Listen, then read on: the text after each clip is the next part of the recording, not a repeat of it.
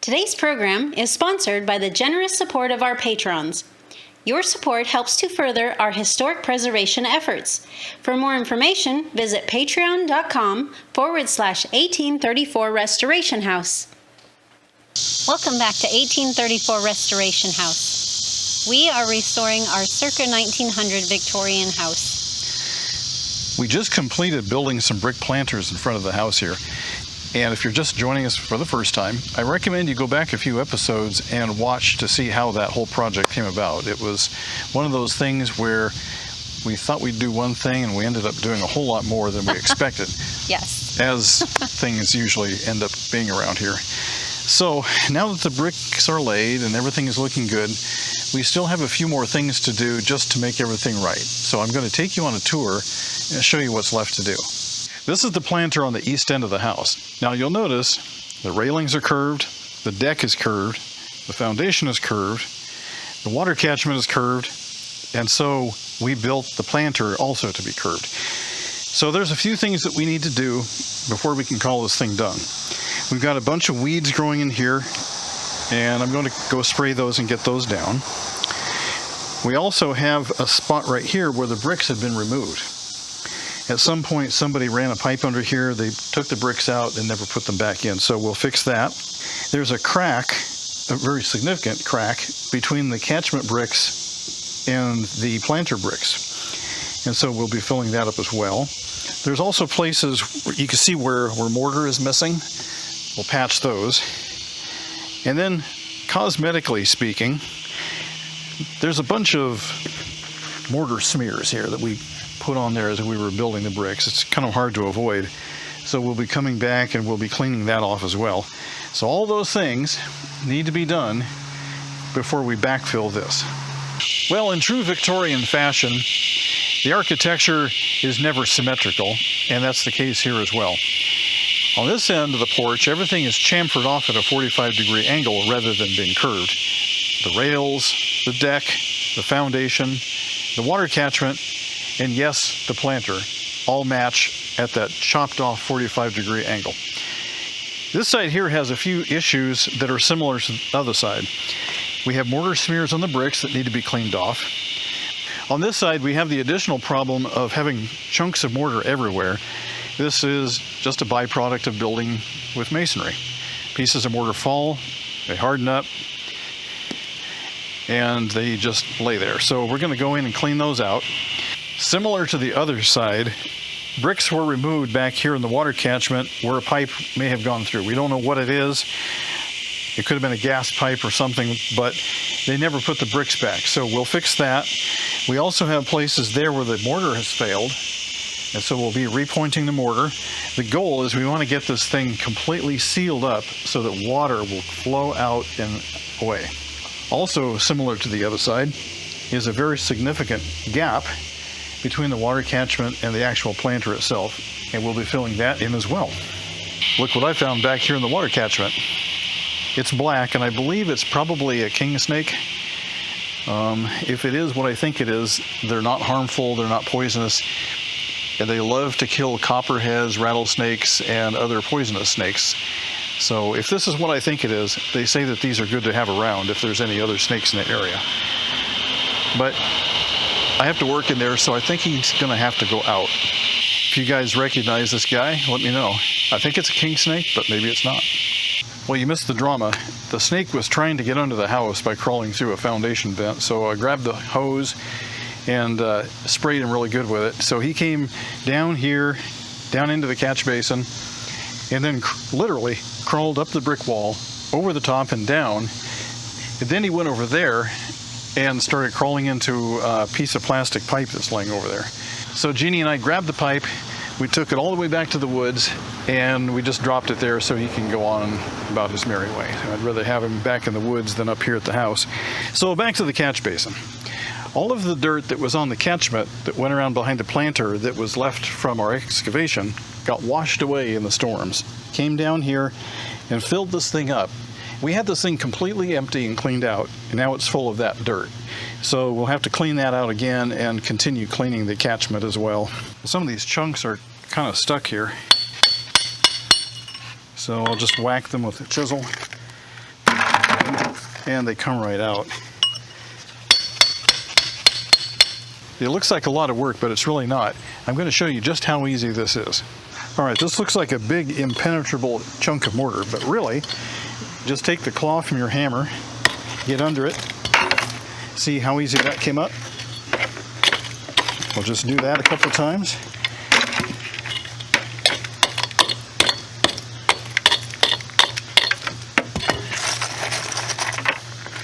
And it comes right off. So you may wonder why. Why am I going to all the trouble to take it out if we're just going to bury it under soil?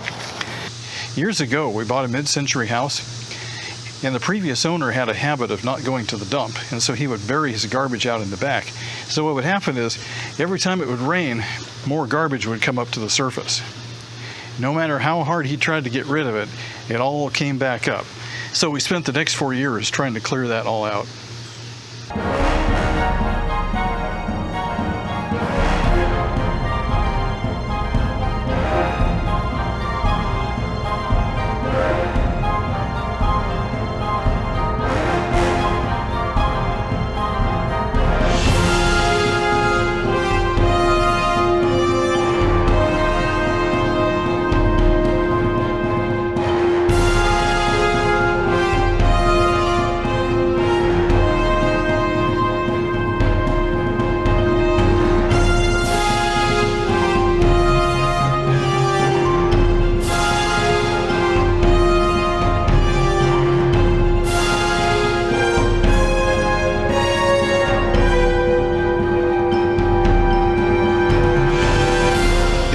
Foggy morning here in South Carolina, and this spot right here is missing its bricks because at some point in the past they decided to replace the water line.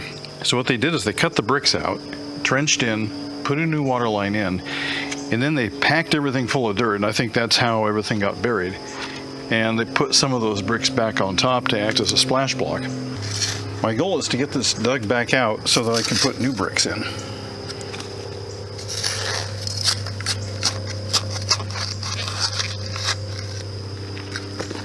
I dug the dirt out of here and tried to keep a V-shape slope to it, and I have a couple of bricks set in here just temporarily. What I'm trying to do is match the angle of the old bricks to the new bricks. Now these bricks here, these are the same ones that we used to cap the planter, and the problem is we don't know where the original bricks went to. They could be anywhere, and I really don't want to take the time to hunt for them, so I'm going to go ahead and use these new ones here, which coincidentally are exactly the same size as the old ones. So what I've been doing is setting a brick in place and then checking it visually just to see what's going on. Like this one here, if I push down, it leans over, so that means I need to add a little bit more soil here and try to level that up a bit. So I'll bring some of this back, sprinkle it in, and then tap it down.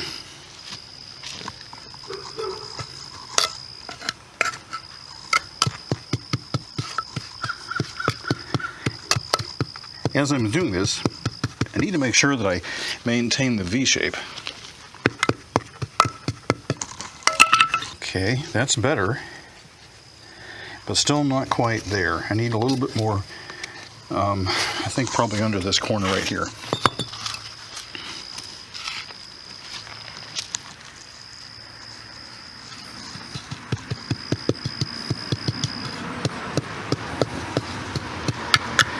The other thing I have to be careful of is I want to make sure that there's no voids underneath the brick. Like if the brick is sitting there and then there's a gap underneath it, that's not good. All right, that feels pretty good. Let's grab another brick and see how well that one fits.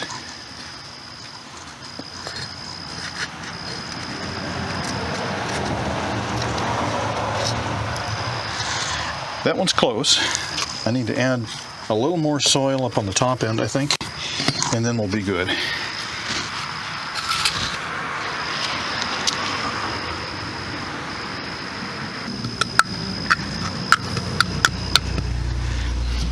It's interesting that when they laid these bricks originally, They laid them right on the clay. They didn't put any kind of mortar or concrete underneath them.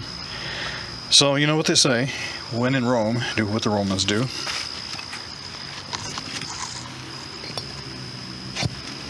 All right, I think these 4 are going to work just fine. So now it looks like I've got 3 that need to go in this space here. I ran into a little bit of a problem here. When the plumbers busted these bricks out, they didn't really care about cleaning them up. And so this one brick here has mortar on it. So I'm going to take this chisel and tap on it a little bit, see if I can bust the mortar off.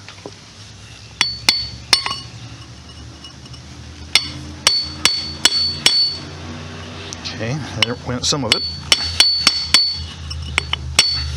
Okay, so there's the mortar that was in the way, part of it. Now I can go ahead and lay the brick in there and see how it looks. All right, right away I can see that this one corner is too high, so I need to take out a little bit of that soil right there. Okay, let's try that. That's better. Still a little bit too high, so I'm going to go ahead and just shave that down a little bit.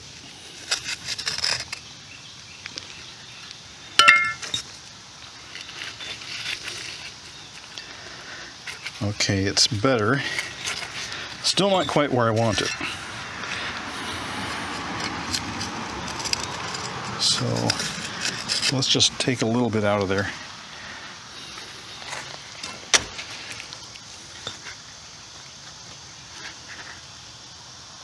Oh, see the black butterfly?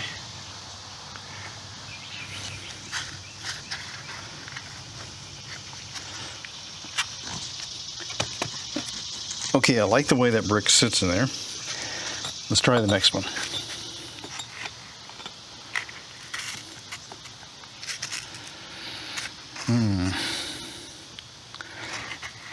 It's a little bit uneven, so I'll just go ahead and see if I can just shave that up just a little bit. I feel like I'm being dive bombed by a butterfly.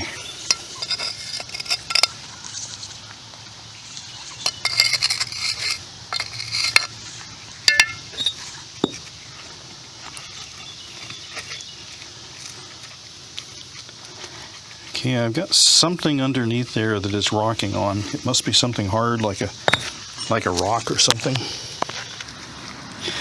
Yeah, it's weird. I don't see it, but yet it's still there. Aha! There's something.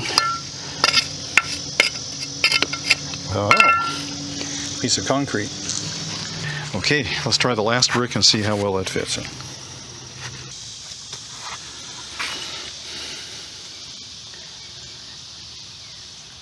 Okay, that's almost good. I think I'd like this center brick to be up just a little bit higher on the top side. Hello, Mr. Butterfly. See him right there on the level?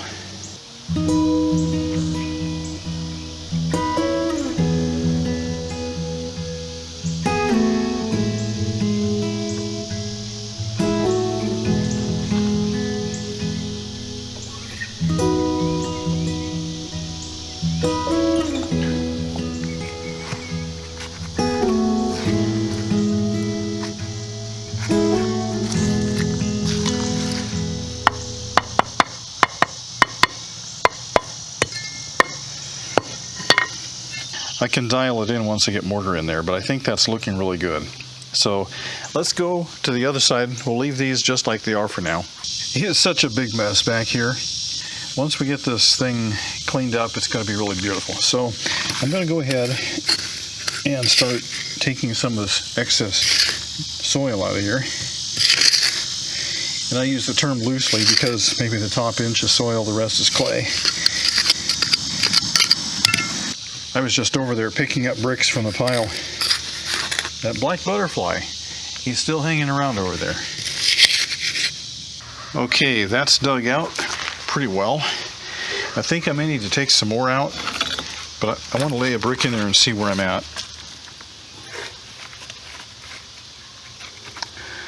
Well, I think that's right where it wants to be, so let's try another one.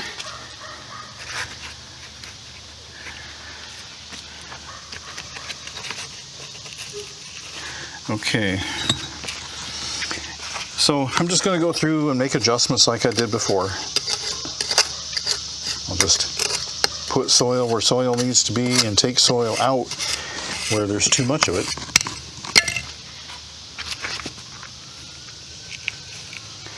And I'm trying to line up to be exactly the same as the old bricks. I don't know what's going on around here, but the fire department's been going out like every 30 minutes today, and yesterday too. For being a small town, that's an awful lot of fire calls. Okay, let's try one more time here. Okay, I like that one. Well, things don't always work out smoothly when restoring an old house. And here you can see that the back 4 bricks lined up really nice. The mortar gaps are a little bit thin, but they'll still work. This one, on the other hand, I've got 3 bricks, and then the 4th brick just won't go in. And you can see why, and that's because when they laid the bricks, as they were coming away from here, they stopped being perfectly in line with each other. They started drifting. So this one here doesn't have enough gap. Well, I can't do anything about that, but I can do something about this. So I'm going to lay it in here and give myself a reasonable mortar gap. And then I'll come under here and just make a mark where I want to cut that brick. And then I'll do the same thing on the other side.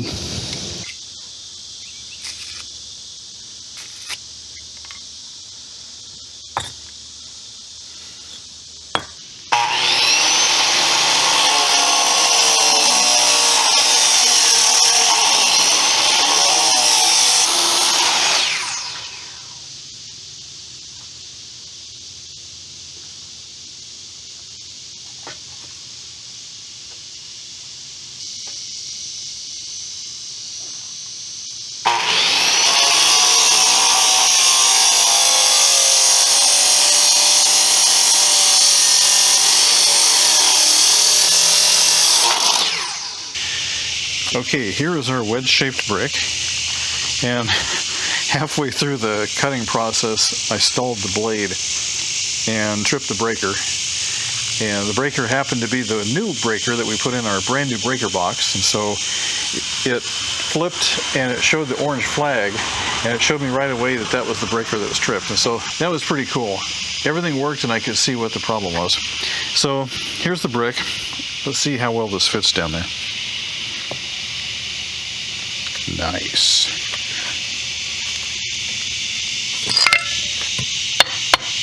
Yeah.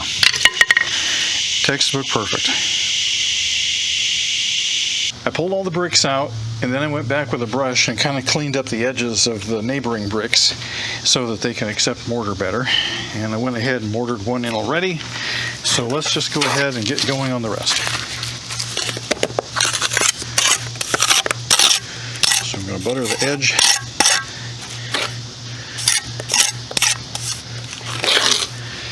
And I'll just leave the rest of it there.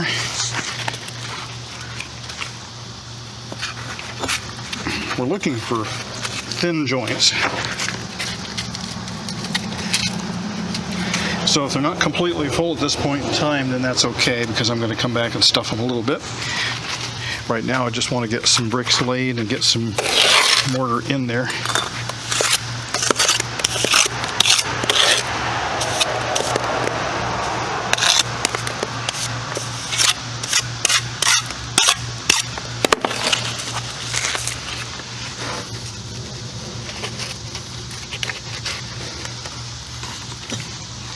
This one here needs to be mortared on both sides.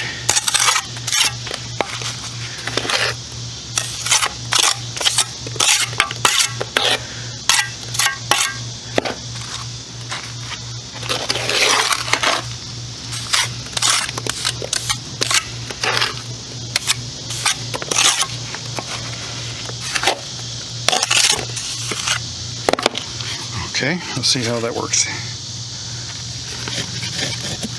Well, we got a little bit of squeeze out. That's okay.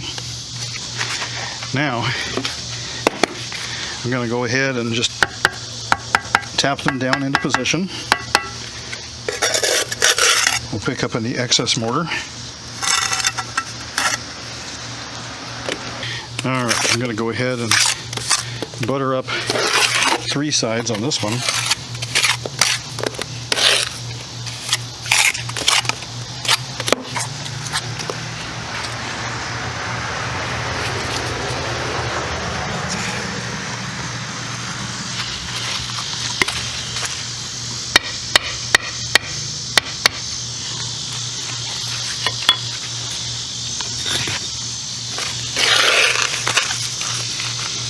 And the same thing here, 3 sides. Oops.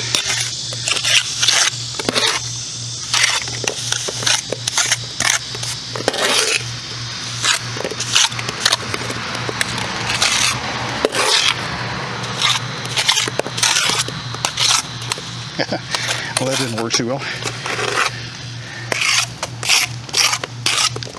There we go.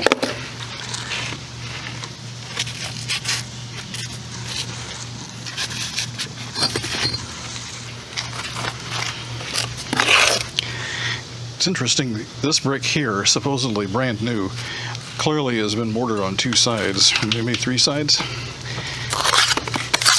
I'm not sure what's up with that.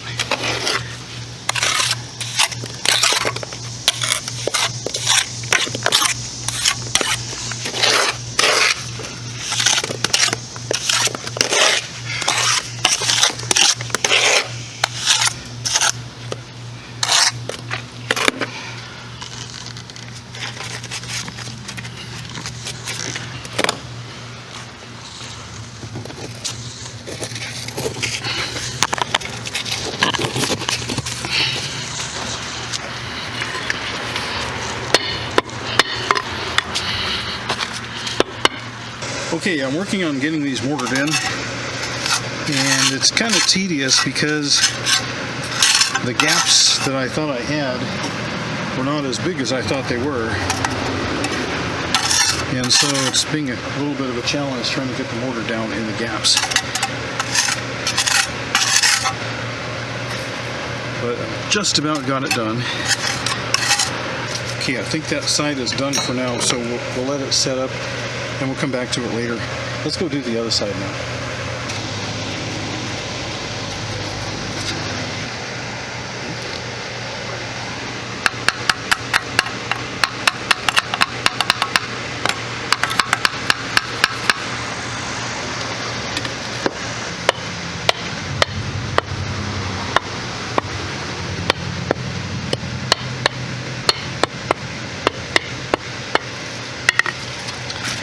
What I'm doing now is trying to line the bricks up a little bit so that they look decent.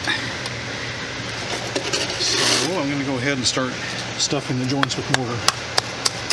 This time I've got plenty of space.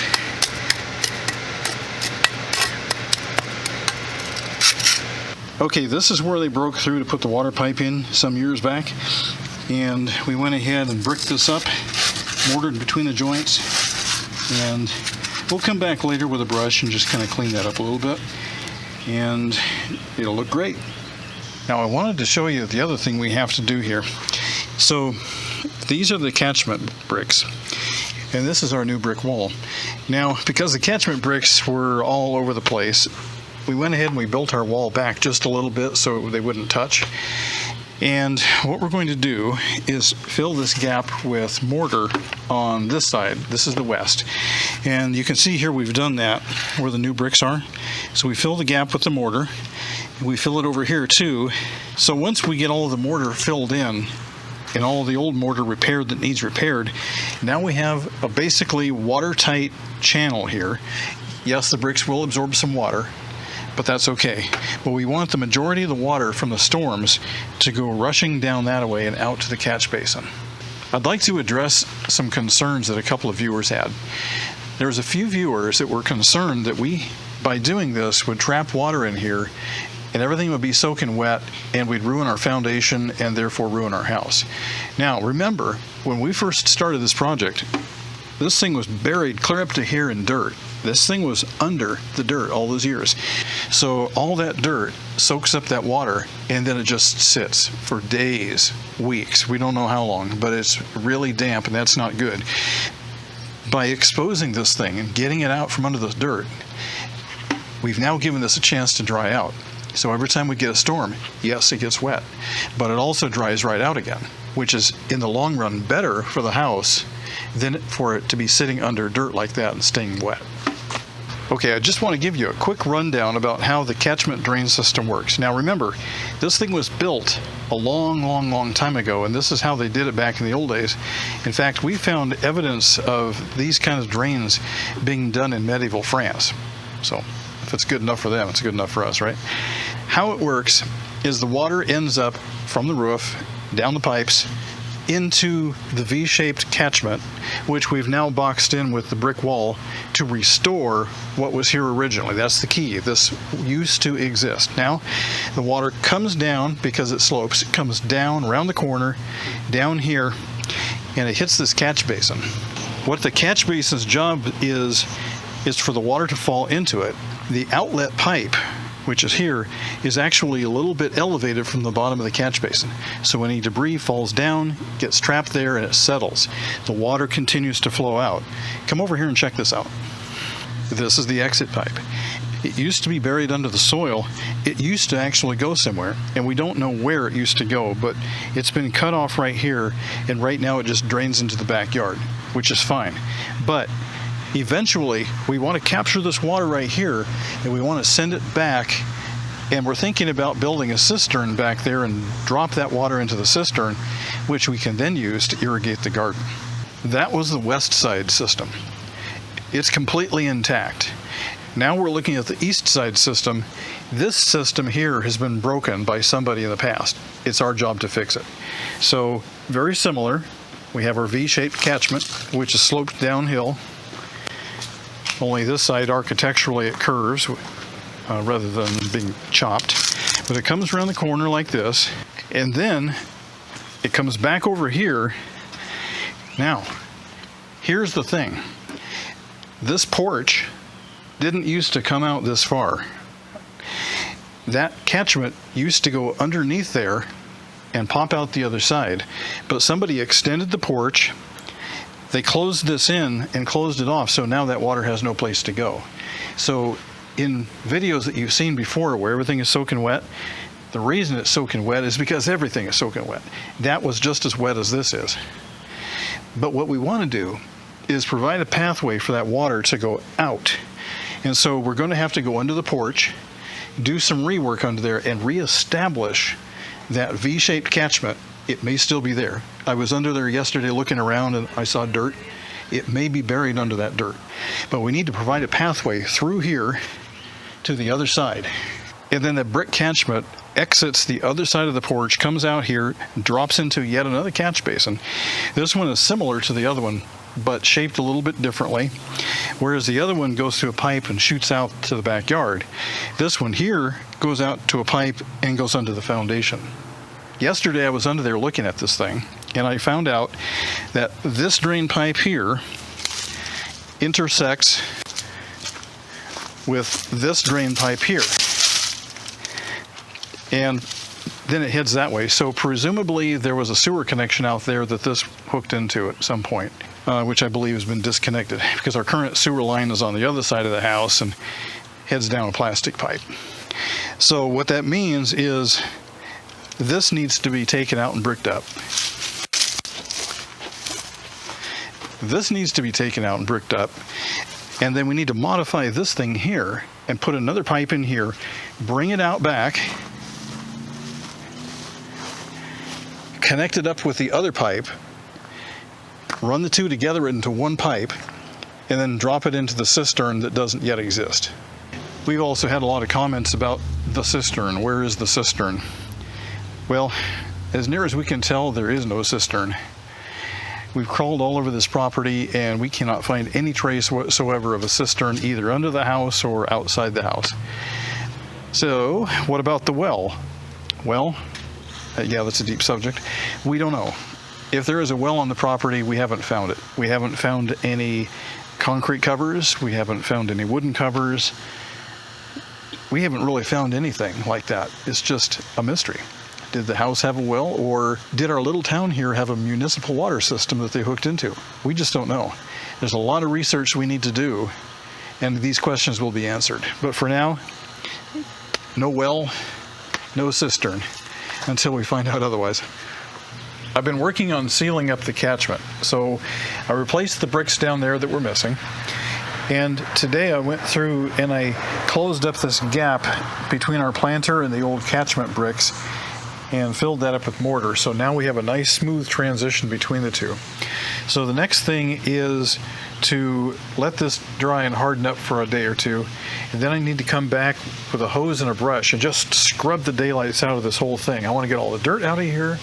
I want to get all the pieces of mortar, little bits of roots, dirt, whatever. Get it clean and then see what's left. We may have to go back and add a little bit of mortar and repoint some of these over here because we don't want any water to be able to seep through there.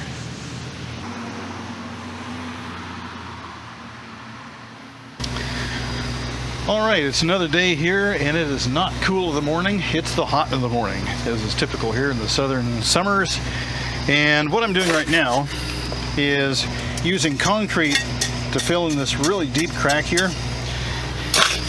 And I can't use mortar here because mortar doesn't have enough body to properly fill that and not shrink and crack. So that's why I'm using concrete.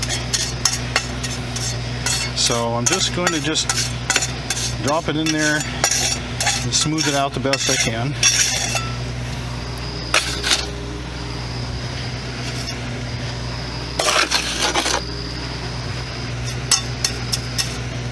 Those are some deep cracks right there. If I don't fill these cracks, some bad things could happen. We could have a lot of water get down there and soak into the soil. We could have critters like mice, snakes, bugs, or whatever try to burrow in there. We don't want that either.